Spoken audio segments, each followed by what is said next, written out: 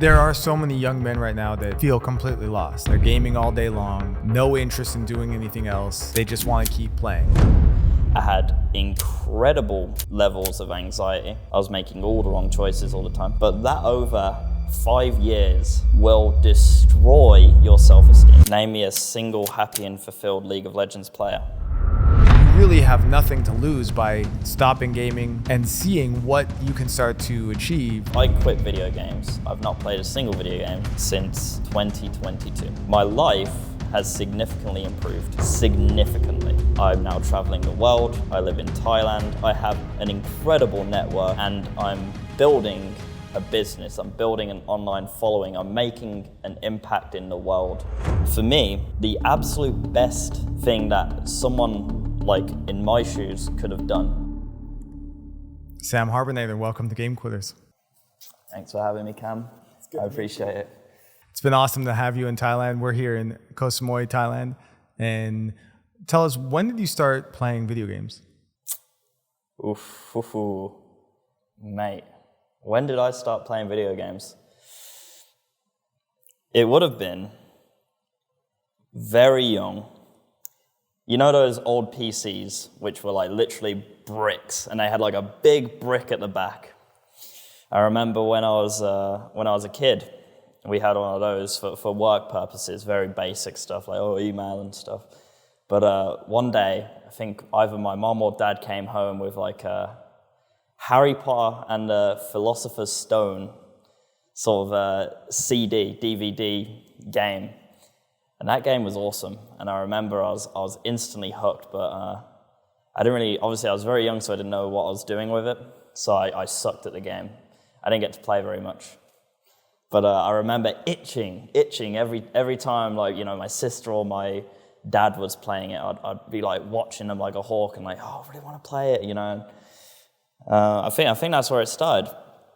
And then from there, when I was very young, I can't give you an exact age because it was so long ago, but one of my birthdays, I got a PlayStation 2.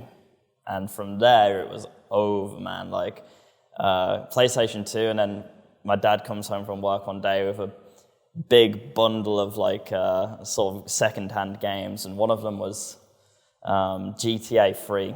So at like, 7 years old, I was playing GTA 3. And once again, I was so young and didn't have a clue what I was doing.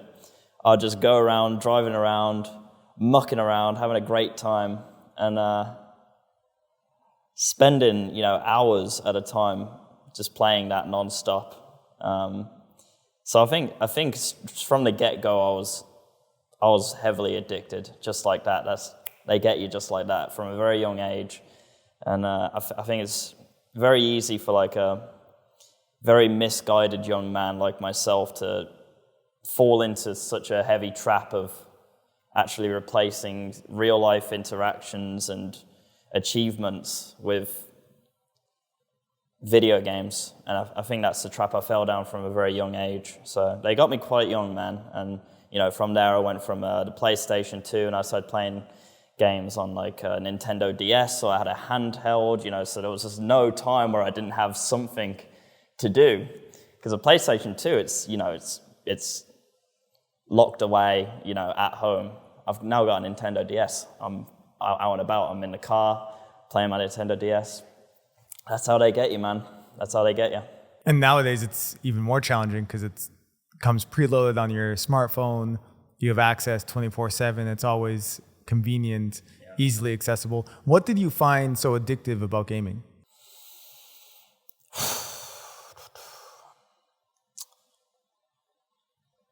For me, it started off as, I think, do you remember when video games were marketed towards kids?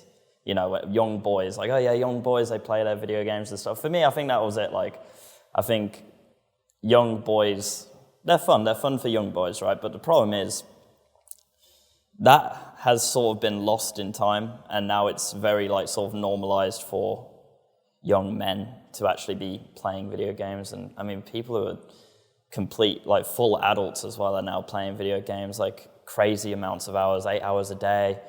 So I think it started off quite innocent, like, oh yeah, he plays his video games, yeah, he's a young guy, let him play his video games in his room, messy room, teenage boy, But I think that very quickly transitions into full-blown addiction, because I think these developers who are making these games and these platforms, these apps, are incredibly intelligent. They know what they're doing.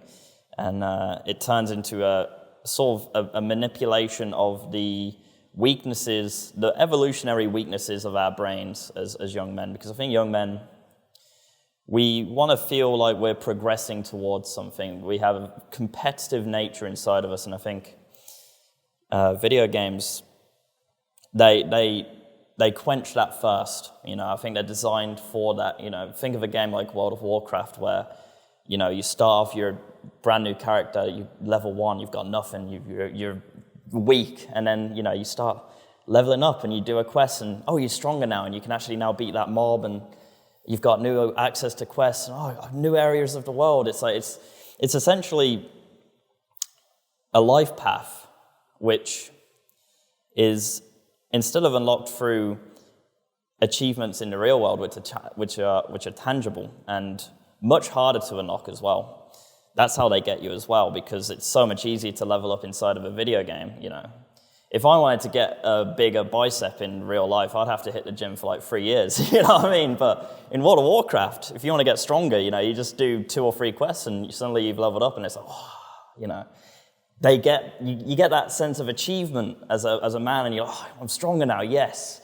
And it's a slippery slope, because at that point, you're getting that sense of fulfillment from the video game, rather than where you should be getting it, where it's tangible, where it will make a difference to your life in the real world. And you end up on a hamster wheel, constantly chasing that fulfillment of that quest, but you do it inside of the video game rather than where it matters. So while you're progressing in in World of Warcraft, you're getting stronger, etc. The more time you're spending doing that, the more time you're not spending doing things which actually matter. So in real time, as you're leveling up in World of Warcraft, you are decaying in the real world. Your social skills are decaying, your prospects are decaying, your muscles are decaying because you just sat there like this all day, So your life becomes more and more shit. It becomes more shit.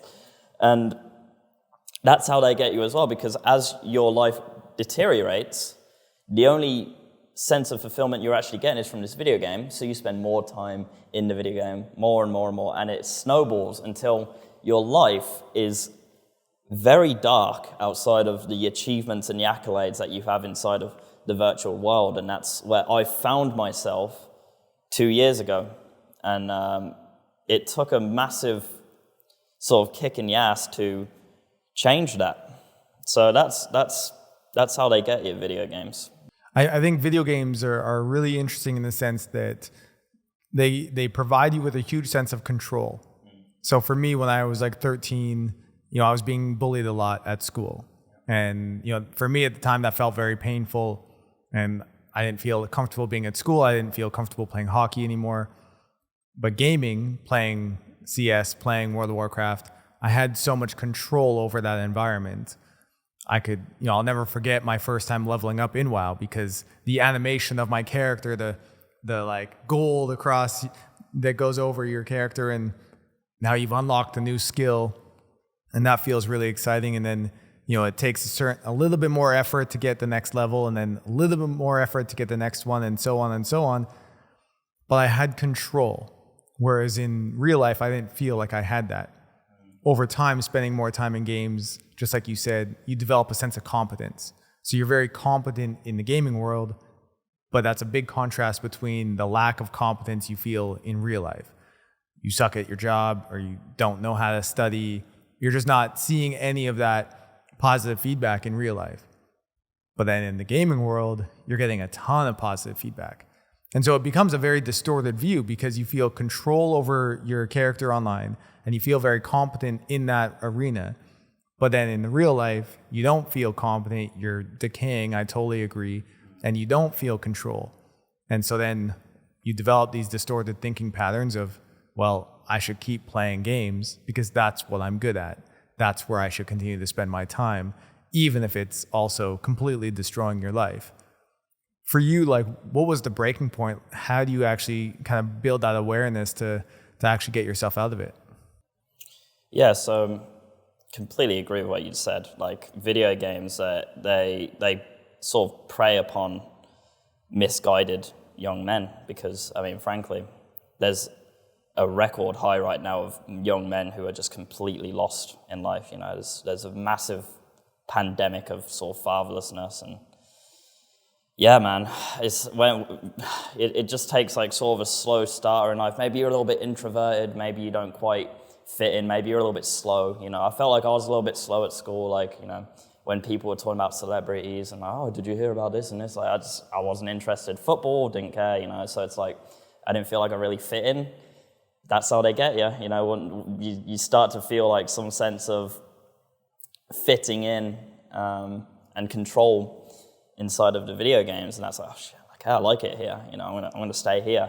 That's how they get you, but it feels safe. Exactly. Sorry. So what was your question? How, like, the breaking point for you? Yeah. So before I was so sort of lost in life. Like, just to paint a quick picture, like, I had been playing video games since I was like 7 years old, and obviously it progressed more and more and more.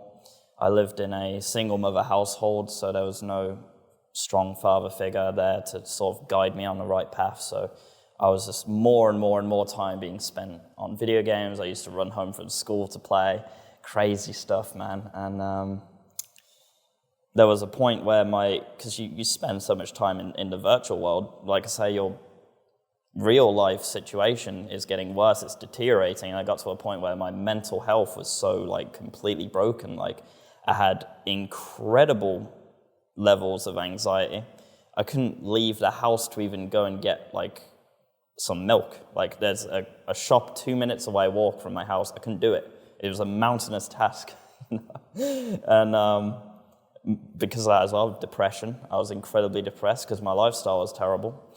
I was making all the wrong choices all the time. And I dropped out of college about halfway through my first year because one morning I just had a mental breakdown. You know, I couldn't do it anymore. It's just a small thing that triggered that, which was simply my shoes. I bought some new shoes for college, and I put them on in the morning, and they just didn't quite fit. And I just burst out into tears because that was the last straw. You know, that's all it took. It's insane how things grind you down as well. I had terrible friends around me as well. I was always like the stepping stone for a joke, and that is the worst type of bullying because you can't point at it specifically and say that's bullying because it's just subtle enough. But that over 5 years will destroy your self-esteem. So I had that as well. And that, once again, driven me more into the online world because I was a G there, you know. I'm the best player at GTA 5, you know. But it sounds really corny now when you say it. Yeah. Let me ask you this. At the time when you were gaming, what was the relationship like with your mom?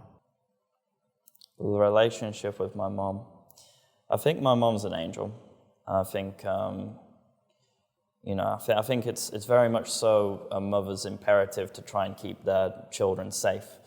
I don't think that's what I needed, though. I think I needed a sort of strong father figure to sort of say, listen, Sam, like, this isn't the path. You need to do this instead. But for my mom, you know, she saw that I was. She wants me to be comfortable. You know, I think mothers would. It's like a life path, isn't it? Like, the children start to, like, you know, venture out of the nest, and it's like very worrying for the mother, and she doesn't want to deal with that. So I think she was okay with me just sort of playing the video game, staying inside, it's safe there, you know. And when my mental health was deteriorating, she was very supportive. She was like, "It's okay, Sam," like, you know. But I think she was an angel. I think she is an angel. But at the same time, I don't think that's what I needed. I think I needed someone to say, "Listen, Sam, this isn't the way forward. You've got to change because otherwise it's going to get worse and worse and worse." But relationship with my mom was great. She took care of me in the way that a mother would, and good relationship with my mom. So there are so many young men right now that feel completely lost. We see it every single day.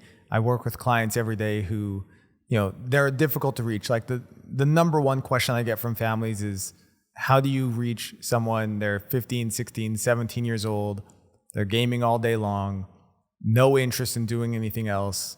They just want to keep playing, right? Primarily because of all the reasons we've talked about. Gaming's super exciting. They get to achieve.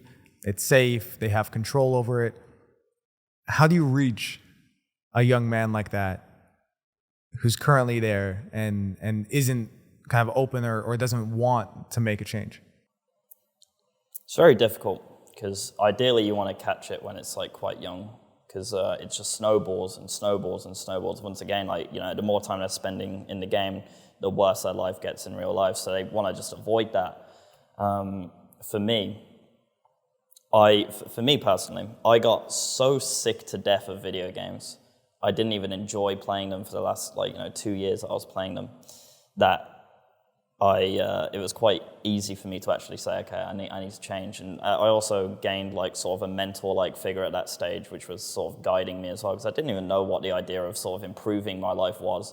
School doesn't teach you that, which is crazy, isn't it? They teach you that the mitochondria is the powerhouse of the cell, but they don't teach you anything that is tangible that will actually change your life. Anyway, so yeah, I gained sort of a mentor, and that helped a lot. I was ready, but if you're not ready, I think what I would say is that competitive nature inside of a young man is still alive, but it's just being used on the wrong things. For me, the absolute best thing that someone in my shoes could have done, and it was something I actually quite liked doing from a young age anyway. I like the idea of the gym. It's a gym because video games are numbers driven. You look at the numbers, they're going up and you're like, yeah, dopamine, awesome. The gym's the same. If you go about the gym in the correct way, you have a routine, you have your numbers which you're tracking. You can say, last session I did a 50 kg bench press for 12 reps. You have the numbers there. There's that competitive edge, and you're like, okay, I did 12 last time, I'm going to do 13 this time.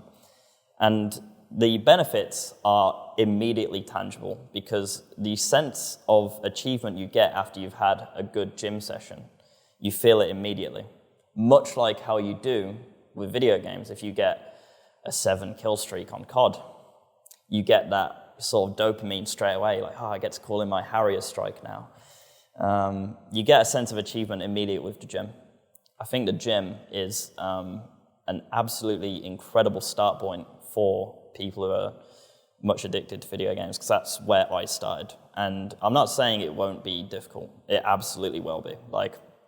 When I quit video games, my life had become so bad and I had nothing going for me apart from my one marketable skill of video editing, that for 9 months straight, I felt pretty terrible. And I think that is quite unavoidable. But what you need is a good support network, and you need the belief in yourself that you can make a change. And before you can bear the fruits of your labor, you need to suffer. The fruits need to grow. You need to work on the farm, and that's how I saw it. So do whatever you can to get through that period. And the good thing with the gym as well is if you're going to the gym, that's 2 hours a day where you're not actually playing video games and you're out, or maybe you're not out. I didn't start going to the gym. I actually started working out from home because of my anxiety, but it's 2 hours where you're not playing video games and you're working on something which has tangible benefits. I think that's the best path forward, the gym. Start with the gym. Everything starts with the gym. And I know you've shared before that, life is a competitive race, right? You're competing against other men. You're competing, in your life. And gaming often gives you that competition. So how do you, like, what would you say to young men to help them understand the competition that does exist in life and how they can redirect their focus towards that? Everything tangible in life, the rewards of life, whether that be money, whether that be good friends, whether that be a beautiful girlfriend, they're all rewards of the work that you put in. If you're putting work into something which doesn't gain you tangible benefits, such as video games, go to any sort of chick and say, listen, I'm 10th prestige on COD, see how far that gets you, you are wasting your divine life force as a man to build. Men are put in this world to build, and you're building nothing. You're spending that divine energy, that gift on nothing. It will gain you no tangible benefits. Your life will continue to be crap unless you start building something tangible. I can tell you, because I quit video games. I've not played a single video game since New Year's 2022. So I'm about 15 months clean now. My life has significantly improved. Significantly. I've moved out from my family home. I'm now traveling the world. I live in Thailand. I have an incredible network of friends, and I'm building a business. I'm building an online following. I'm making an impact in the world. And my life, because of that, has significantly improved in all areas. So what I would say is, video games are not going to net you that benefit. But if you stop playing video games and start building things which matter in the real world, which you can do, anyone can do. I did it. I was so lost. I was so lost in the sauce, so misguided. If I'm able to do it, you can as well. And I imagine you feel such a greater sense of purpose now towards continue to create, continue to build, and just continuing to see your life improve. Absolutely. Every step forward in my life has been an upgrade from the last. I keep thinking to myself, like, I've peaked here. I've peaked. It's not going to get better than this, And every step forward, I continue to blow my own mind because my life is like this. It's like this. It's on a steady incline now. And before, it was on a very steep decline. Not even that steep, actually. I think video games, they do this, and then it goes like that. It's slow death. It's a very slow death. I've completely 180'd that now, and my life is significantly better. And I truly believe anyone who wants that bad enough can do that as well. And I think for people watching and listening, I think it's so important to recognize that if your life right now is not where you want it to be, you're anxious, you're depressed, it's hard to leave your house, you're not making any money, you don't have the relationships you want, you feel lonely. If that's the state of your life, and you're also playing video games 4, 6, 8, 10, 12, or like I was, 16 hours a day, all day, every day, continuing to game is not going to lead you down this path that's going to change that. And so you really have nothing to lose by stopping gaming, even for a period of time, 90 days, 6 months, longer than that, a year, and seeing what you can start to achieve outside of gaming. Initially, it'll of course be confronting and challenging, and now you're having to actually like be with yourself. But after a couple months, after a couple years, you'll be blown away at what you can achieve. And certainly you're a testament to that. I'm a testament to that. But if you're watching and you're not where you want to be, continuing to do what you're doing is not working. And so it's time to make a change. And at least for us, I think cutting out gaming was very much the beginning of that journey. And, there's a whole life that comes after that. And, I still have challenges, and I'm sure you do as well. That will be part of life forever. But you'll continue to improve, and things will continue to get better and better and better over time. Yeah. I think for me, quitting games wasn't the start of it. It wasn't the start, because I couldn't go cold turkey on games because I was so addicted. I couldn't just, I'm not playing games anymore. It was a very gradual process, but the process started by simply choosing to do more of the right things and less of the wrong things. And a lot of people, this is a big problem that I see, because I do my own self-development YouTube videos, and I always, I'm quite strong on video games. I say, 0 time for them. You're a grown man, come on, And a big problem I see a lot is the fact that a lot of adult males are still coming up with reasons that video games are actually fine. They don't actually understand. They don't put video games in the bad category. They say like, oh, but after a long day of work, it's fine to unwind and play 4 hours of League of Legends. If you're building something, there's no way you have any time to play games like that. And the thing is, if you're playing games like that, where they're expertly designed by nefarious companies to actually exploit your brain, if you have the choice between playing League of Legends, where you can be an absolute champion of the world hero, or to do your homework, which one are you going to choose?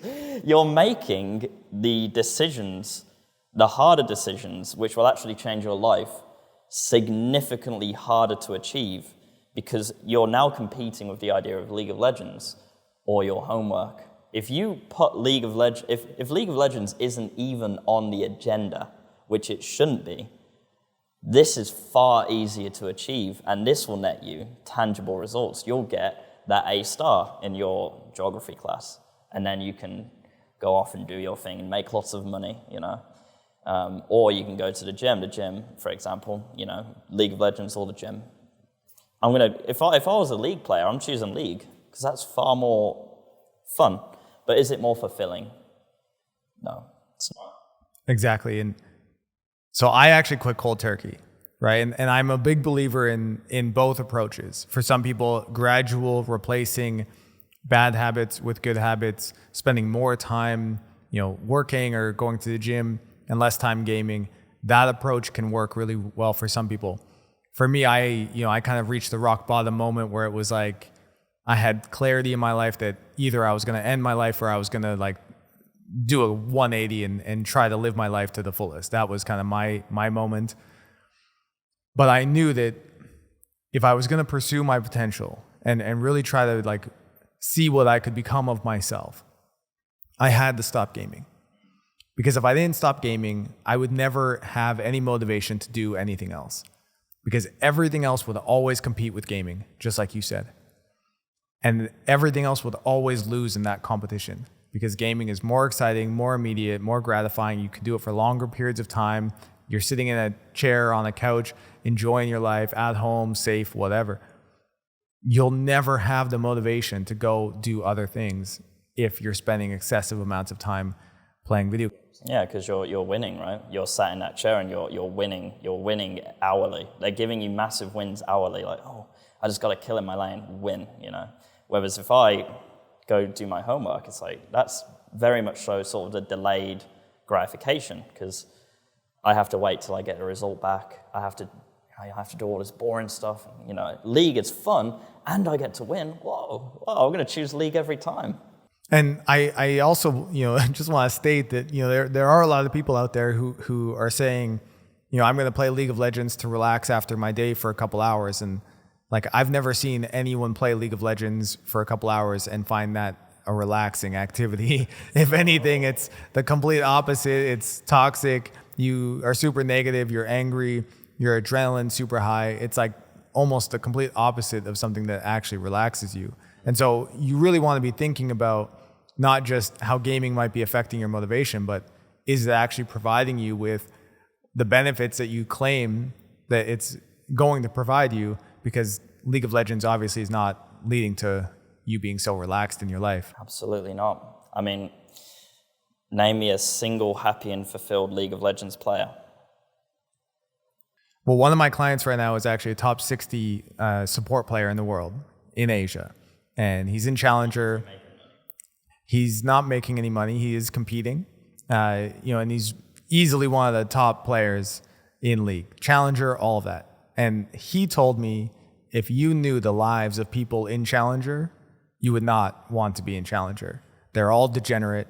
Their sleep cycles are terrible. Their attitudes, their motivation, their lifestyle is so bad. You would not want that life. But when you look at the prestige of being in challenger and being at the top of the world, you think, wow, it must be so good. But sometimes being at the top in that way isn't actually the reality you think it'll be. I don't know. It's not even that hard to see though, because if you go onto Twitch and you go into the League of Legends category, you know, the top players will be at the top. Like just watch their stream for like 5 minutes. It's depressing. It's insanely depressing. They're like, you know, they're just sat there at their PC like tired, like, and then there's some guy dies and they start like getting angry. Like, you know what I mean? Like they're not happy people. They're not happy people at all. They are simply just stuck on a hamster wheel, trying to get that feeling that, you know, that dopamine of like, you know, that win. And, you know, like I reached a point with games, much like you, where I didn't even care about winning at that point, because I didn't care about, it was simply just a habit at that point, is all I knew. But I wasn't even enjoying it for the last like 2 years. So I'd queue games with just the intention to just piss as many people off as possible. And that's not even uncommon in League. You know, my first account got banned, permanently banned, because I said some nefarious things to a player who went AFK in my rank up game, right? And I made a brand new account almost immediately and started playing again. I didn't even, at that point, care about the accolades and the achievements. It was just simply all I knew.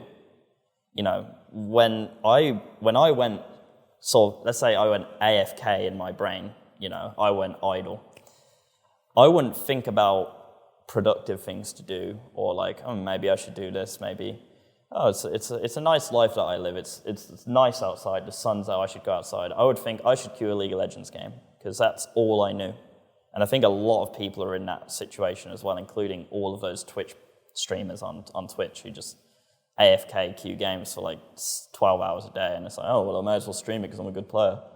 But it's such a terrible life. It's such a horrible way to live. Like, there's just go onto Twitch right now. Go on Twitch.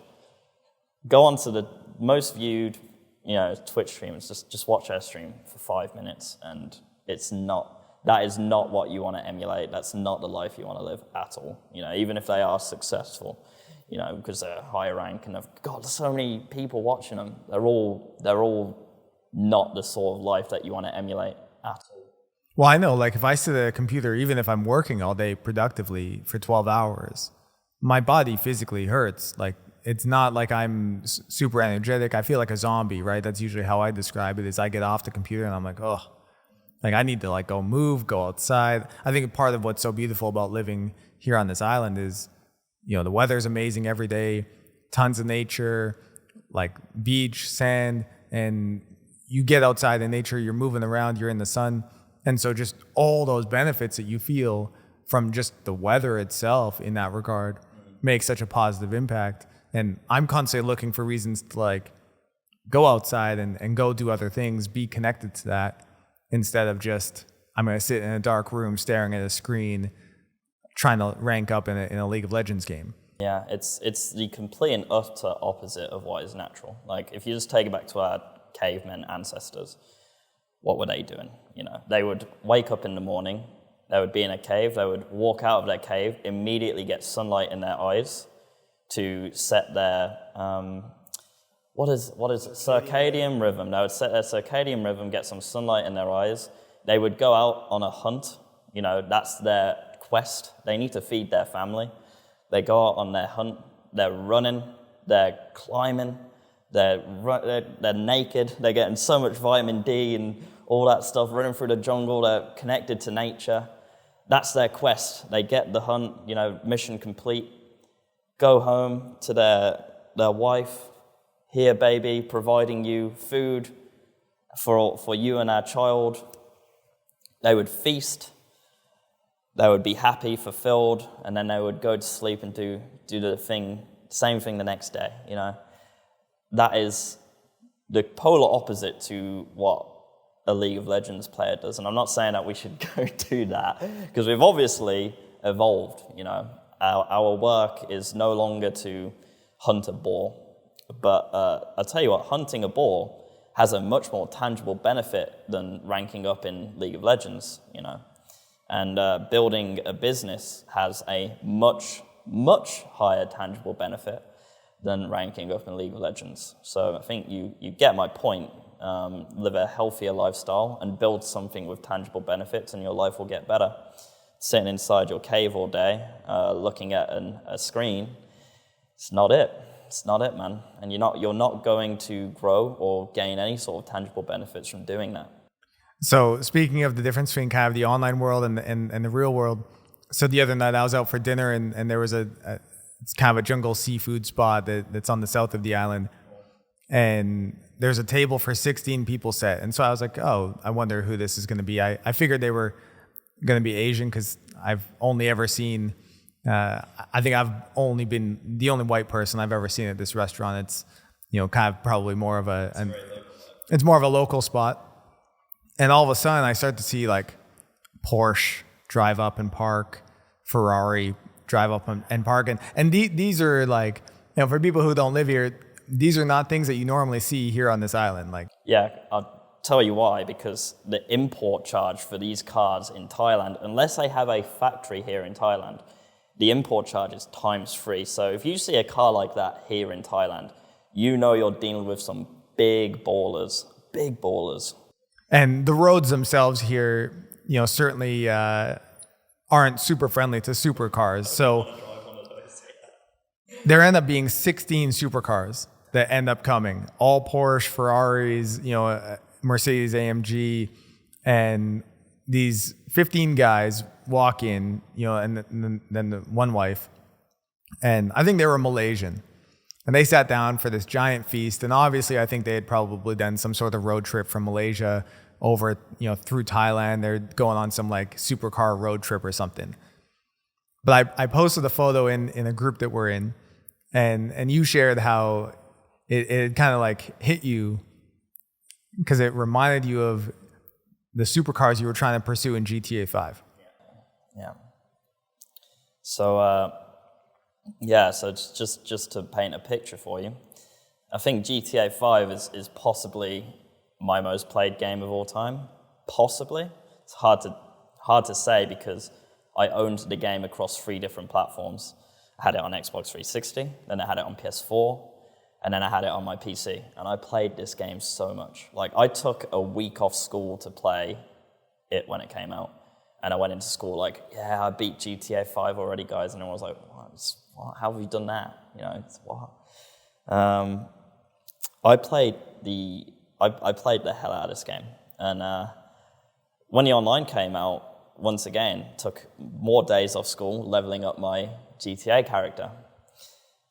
It's funny, man. It's a story like, on GTA 5, you level up your character's sort of stamina by running or getting on a bicycle. One of the first things I did on GTA 5 was just level up my character to the max. And I remember just spending hours on a bicycle in GTA 5, just riding around on a bicycle, and it's like, what? Meanwhile, I'm mouth breathing on my chair, scrunched forward like this. Doesn't make goddamn sense at all, man. When you look at it like that, it's crazy, isn't it? Yeah, my character's like, you know, so fit in GTA 5, and I'm just like, you know, crazy. But I played the hell out of this game, and I spent so much time trying to, you know, I'd play repeat missions, which I knew would net me the most money. And I knew the exact patterns to play these missions. Like, okay, the enemy will spawn there, so I'm already aiming at the enemy before it even spawns. Like, I'm that engrossed in this one mission, just doing it over and over and over again, trying to make as much money as possible. And so on GTA 5, you can buy like these really cool supercars, and you can buy garages and houses and stuff. So I remember me and my 3 friends, we bought the exact same car as each other. It was I think I remember the name of it. It was a Massacro. A Massacro, I think it's called that. It's like a supercar with like some cool vinyl stickers on it. And we all had our own colors. So my one friend was green, I was blue, and my other friend was red. And what we did was we took these cars up on the Vinewood Hills, which is like sort of the Hollywood Hills area of GTA 5. And we stood in front of our cars, and we took pictures of us in front of our cars over the city skyline. And I remember I was so proud of that. I set that as my Facebook banner, which, well, you know, the girls loved that. You know what I mean? Oh, God. And yeah, so you posting that picture of those supercars in the chat, and funnily enough, one of them looked exactly like the Massacro, which it triggered that memory in my brain of that, and I was like, damn, I am now living that life in real life. I'm now leveling up my character in the real world, and I'm getting to a point where I can actually tangibly, in the next 1 to 2 years, afford to buy a car exactly like that, which is crazy. It's crazy because think about that. Like, you own that car in GTA 5. What does that get you? A bunch of chicks. Well, yeah, for sure. You know, they love that. You know, but it's who cares? You know, who cares? Yeah, you own a car in GTA 5. Who cares? You know, geek. You know, but if you own a car like that in real life, what does that net you? That nets you an insane amount of status. You have a really cool car to drive. The chicks will love it. You get a crazy tangible benefit. Not only that, you can sell it. Again, you can sell it for tangible money. You know. It's the networking, really, I think, primarily that people will miss, right? Like, it's that car will attract people who automatically filter you based on, like, well, if you have that car, it means that you've been able to achieve a certain level in your life, and that then attracts networking opportunities and meeting other people who have been able to reach a similar tier. Yeah, because like think about that. You know, if I don't know if you had the opportunity to speak to any of those guys at that 16 top table, but like I imagine you would have loved to speak to them. Like, wow, guys, nice cars. How did you get it? Boom. Let's talk about business. I'm doing this thing. Okay, what are you doing? Oh, you can teach me a little bit about this here, and I'll teach you a little bit about what I'm doing. And then you level up together. Because it's like, okay, you're good at this. I'm good at this. Okay, we can level up together. I know this thing, you know this thing, boom. You know, that's value exchange. Like these high-level networks and these high-level relationships are based upon value exchange. I'm good at this, you're good at this. We can both benefit from each other. Then you go up together. And this is why it's sort of the rich get richer, right? Because they're working together, boom, boom, boom, boom. You know, that snowballs. So yeah, having a car like that, you know, it's going to get you in a very good sort of category in someone's head straight away where they're looking for this guy's high level, he knows what he's doing. But I don't really remember what I was saying, but yeah, having a car like that in real life nets insane benefits compared to having it in GTA 5, and it sort of just hit me when you posted that picture of those cars where I was like, I'm actually living more like that now. You know, I'm getting closer and closer. In GTA 5, it would take but maybe 2 days of grinding to get that car. In real life, it takes far longer, but good God, it's so much more worth it. So much more worth it. I love to drive, so the idea of being able to drive a fast car is very exciting to me. And people will say, skeptics, that there's no way that I'll be able to make enough money to be able to get a car like that. And for you, I know you believe strongly in developing marketable skills and being able to go from, you know, you were just a couple of years ago, you were living at home in your mom's basement playing GTA 5, grinding for cars. And now, 2 years later, you can see a realistic vision of yourself actually owning a car like that in real life. And having a marketable skill that's allowed you to travel and earn money and be able to see that vision is a huge part of it. And video editing was that for you? Yeah, correct. Yeah. So I managed to get into, well, essentially, I had a very good friend. I still have a very good friend. He's a brother of mine, you know. Not an blood brother, but like a brother. You know, this guy's on it. He's high level himself. He's leveling up himself. We're on the same wavelength. It's awesome to have guys like that. So I saw my friends by two categories. Friends, where it's like, yeah, they're nice to hang around with, but like, you know, they're not really on it. They're not really switched on. Maybe they still do like bad habits and stuff. It's like, they're cool to hang out with. Then I've got brothers where it's like, okay, we're building stuff together. These guys are high level. I like their company.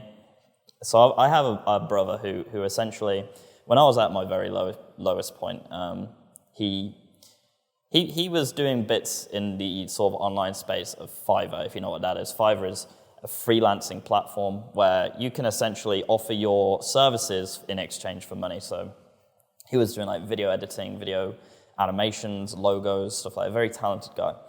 And one of the only things I actually found intrinsically motivating enough to continue to do, which was productive during my sort of depression era, was video editing. And the reason is I used to record me playing my video games and just being quite silly, because I'm a very silly guy. I have very silly humor. I would record me playing those games with my friends, and then I would edit them together into what I called shitposting montages, which they're all on my channel still. You can still see all of them. And you can see how I've progressed as a man by just watching those videos as well. But that was one of the only things I continued to do during that era of time. And the reason was because I find it so intrinsically motivating to make my friends laugh. And those videos made my friends laugh. It's us just mucking around on games. And I'd edit them in a very funny way. And I remember how fulfilling that felt every time I posted a video and my friends would watch it. I don't think really many other people watched it, you know. But that's one of the only things I did. And this brother of mine, when I was at my lowest point, he said, listen, Sam, I do Fiverr, I do this animation stuff, I'm quite successful at it, I'm making money, it's good, why don't you do it? Because you're actually quite good at editing because you've been doing it since you were 13. And, you know, for 3 months, I had limit and belief. No, I'm crap, no one will pay me for this, all this stuff, you know, limit and belief, blah, blah, blah. And about November time of 2020, he continued sort of chiseling away. Sam, do it. Make a job offer, make a gig. And I was like, okay, fine. I made a gig in November 2020, and I wasn't expecting anything from it. And I set my prices to the absolute lowest I could possibly set them, because I wanted to gather some sort of good reviews, you know. And one of my first clients was basically a chap which I would end up working with all up until about a month ago, where we took his YouTube channel from the 500 subscribers that he had when I started working with him to 1.8 million subscribers in the space of 2 years, which is absolutely ludicrous.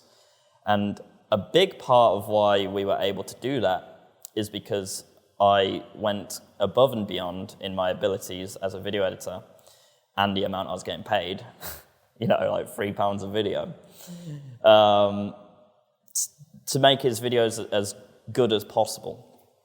And we developed a format, on accident really, it was the Jeffrey and Adonis format. So this channel is a self-improvement channel. And essentially, he sent me a video one day. It was very like, you know, I have good intuition. So he would just send me the video and I would do the video. I'd get no instructions. I would use my intuition as an editor. And he sent me a video one day, basically like, he made up these two polar opposite characters to prove a point in his video. So one of them was Jeffrey and another one was Adonis. And Jeffrey does all of the bad habits. He's very, like I say, very over-the-top characters.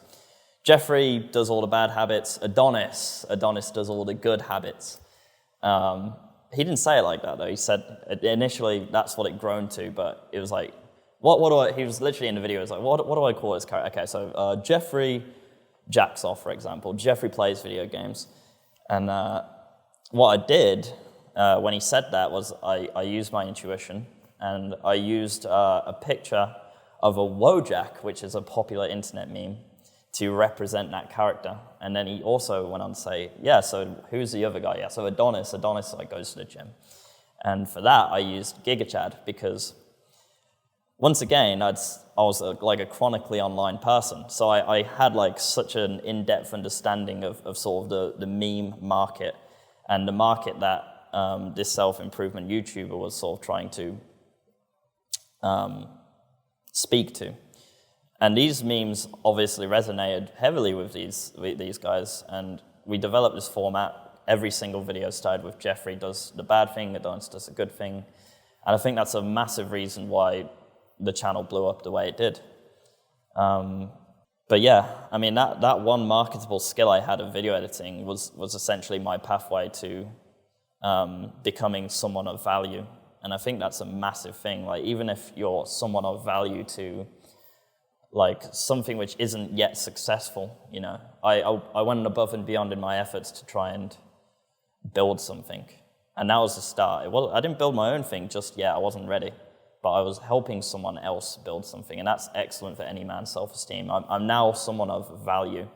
I'm giving someone something. And I think it's incredibly important for all young men to develop one thing. I'd say one thing, because the reason I say one thing is you don't want to be a jack of all trades, right? A lot of people say, I want to be good at this and this and this and this. When you go to watch sports, you don't watch athletes who can do a bit of basketball okay, and they can also do a bit of football and a bit of UFC as well. They can do okay at those. You watch the pinnacle. You watch the absolute best at one thing. And so that thing for me was video editing. I became the absolute best at video editing that I possibly could. I continued to do a lot of client work. I started to earn money online. And that was essentially the start of my adventure to where I am now, where I'm in the position where I can actually teach what I learned in those 10, 11 years of video editing, which took me so long to learn. I can now teach those things to my students inside of my academy, which is an offer which I have out there, which essentially you get time with me to learn how I video edit, so you can actually become someone of value to a content creator as well. And it's a good thing to have as well, because we're now in an attention economy, and everyone's basically fighting for everyone's attention. I want this guy to click on my YouTube video, not someone else's. And the video editing, is a huge aspect of that, which I don't think all YouTubers quite understand yet. So it's an excellent skill to have, excellent skill. So I've decided to teach that myself, and I'm very glad that I'm able to do that as well, because it is the skill which got me to where I am now. And now you're able to pay it forward. And so for people who are interested in learning video editing, where can they find the academy you have? How would they find it? It would probably be linked under this video, won't it? Yeah. So if you're interested in learning the skill of video editing, then the link will be in the description under this video, and you can also find it on my socials, like my Instagram, which is @harbonator, and it will also be on my YouTube channel, which is The Harbonator. Mr. Harbonator himself. Well, I appreciate that. And, you know, a big thing that we talk about on this channel is about when you stop gaming or you're replacing gaming, you have to find new things to do with your time. Yeah. And finding new hobbies, trying new things. Often gaming is the only thing you've ever done. And so having other things to do, trying new things is a big part of that. Video editing, I think, is a great one, because it gives you an opportunity to, you get to be creative. It can take quite a bit of time. There's a good opportunity to learn. And at least initially, it's still on the computer. And so it's not so far outside your comfort zone, but it is certainly more productive and gives you a possibility of being able to earn money online, remotely. And that can create opportunities for you to be able to travel and really give you the freedom to go and pursue all the life that you want. And so, you know, just for anyone listening, anyone watching, I think video editing is a really, really valuable skill that you can develop. And right now, as social media continues to expand, there's only more and more demand. And so that's a skill that certainly you can try it. So definitely check out Sam on Instagram @harbonator. You know, check out YouTube, The Harbonator, and you can check the links in the description as well. So as we wrap up, any final messages for young men out there feeling lost, needing to find a greater sense of purpose? It's very easy to summarize, actually. And this is one of my favorite things to say, because it's so true. But simply, just to put it as simple as possible, start doing more of the right things and stop doing less of the wrong things. Life And this snowball of wins which you can build up is simply a snowball of very small wins, all wrapped up, and it gets bigger and bigger and bigger. The win could simply be waking up at the same time every day. The win could be making your bed. The win could be saying no to, that sweetie, or going to the gym. Going to the gym is a pretty good win, But to summarize, stop doing more of the wrong things, start doing more of the right things. It's as simple as that. And video games are the wrong thing. Sorry, I hate to break it to you guys, but they're the wrong thing. Well, Sam, it's been a pleasure. Thanks for sharing your message, and we look forward to doing it again sometime.